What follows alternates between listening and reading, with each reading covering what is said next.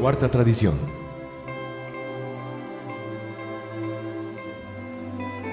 Cada grupo debe ser autónomo, excepto en asuntos que afecten a otros grupos o a Alcohólicos Anónimos considerado como un todo. Autonomía es una palabra bastante amplia, pero en cuanto a nosotros se refiere, solo significa que los grupos de AA pueden arreglar sus asuntos como mejor les convenga, excepto en casos en que Alcohólicos Anónimos, como un todo, esté amenazada. Viene ahora la cuestión planteada en la primera tradición. ¿No es tonta y peligrosa tanta libertad? A través de los años se han ensayado todas las desviaciones imaginables de los 12 pasos y las 12 tradiciones. Tenía que ser así, puesto que somos un gran número de individualistas impulsados por ambiciones egoístas, hijos del caos. En forma desafiante hemos jugado con toda clase de peligros, pero hemos surgido de ellos sin daño alguno, y así lo creemos, más sensatos que antes. Esas mismas desviaciones crearon un vasto sistema de prueba y error que, gracias a Dios, nos han hecho lo que ahora somos. Cuando se publicaron las tradiciones de Alcohólicos Anónimos por vez primera en 1945, teníamos la seguridad de que un grupo de AA sería capaz de afrontar todos los embates posibles. Nos tocó ver que el grupo, así como el individuo, debían finalmente ajustarse a los principios demostrados que les garantizarán la supervivencia. Habíamos descubierto que había perfecta seguridad en los métodos de prueba y error. Nos habíamos vuelto tan confiados en ese principio que la declaración original de la tradición de Alcohólicos Anónimos llevaba esta frase significativa: si 2 o 3 alcohólicos se reúnen con el objeto de permanecer sobrios, pueden llamarse a sí mismos un grupo de Alcohólicos Anónimos, siempre que como tal no tenga ninguna otra afiliación. Eso significaba, naturalmente, que habíamos adquirido suficiente valor como para poder declarar que cada grupo de Alcohólicos Anónimos, como entidad particular, era capaz de confiar en su propia conciencia como guía de sus acciones. Al conceder tamaña libertad, nos fue preciso enarbolar tan solo algunas señales de peligro. Un grupo no debería hacer nada que pudiera causarle grave daño a la sociedad de Alcohólicos Anónimos, considerada como un todo. Hubiera sido demasiado peligroso que comenzáramos a llamar a unos grupos no abstemios, a otros abstemios, a otros republicanos o comunistas y aún a otros católicos o protestantes. Además, el grupo de AA debería de mantener su rumbo o perderse totalmente. La sobriedad debería ser su único objetivo. En los demás aspectos habría perfecta libertad. A cada grupo le quedaba el derecho de estar equivocado. Cuando la Sociedad de Alcohólicos Anónimos se hallaba en su infancia, comenzaron a fundarse multitud de grupos impacientes por hacer algo distinto. En cierta ciudad, que llamaremos Middleton, se había fundado uno especialmente entusiasta.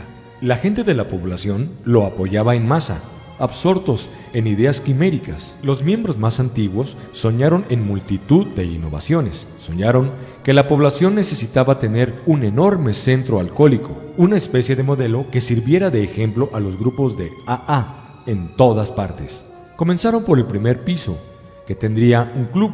En el segundo piso se les quitaría a los borrachos el efecto del alcohol y se les daría dinero para que pagaran sus cuentas atrasadas. El tercer piso alojaría la sección educativa, ajena a toda clase de polémicas, naturalmente. En su imaginación, tan brillante centro debería elevarse varios pisos más, pero con los 3 primeros tendría para empezar. Claro que todo demandaría una buena cantidad de dinero ajeno, aunque sea difícil creerlo. A la gente rica del pueblo le pareció fabulosa la idea. Hubo, sin embargo, uno que otro alcohólico conservador que no estaba de acuerdo con el proyecto. Escribieron a la oficina de la Fundación de Nueva York preguntando su opinión. Tenían por entendido que los miembros más antiguos, para remachar la cosa, pedirían carta constitucional. Esos pocos temían y dudaban.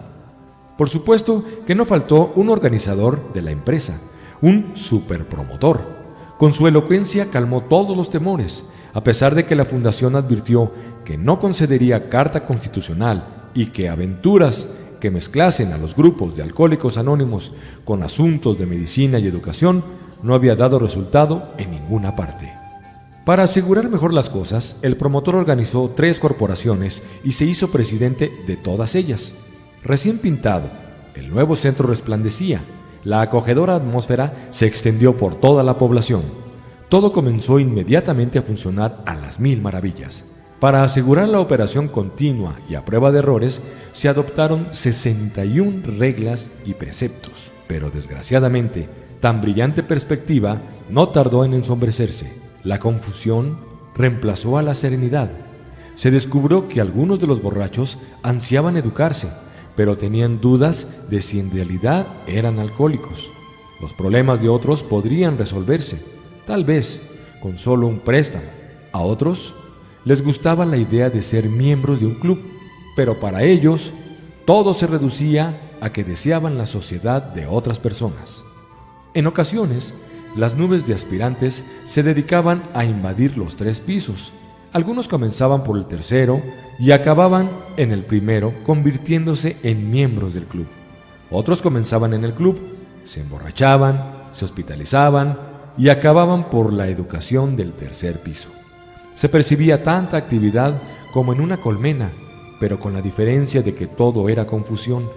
Un grupo de alcohólicos anónimos, como tal, sencillamente no podía hacerse cargo de esa clase de proyectos, lo cual se descubrió demasiado tarde, y vino la inevitable explosión. La desesperación, el miedo y el desencanto se apoderaron del grupo. Cuando se aclaró la situación, algo maravilloso había sucedido.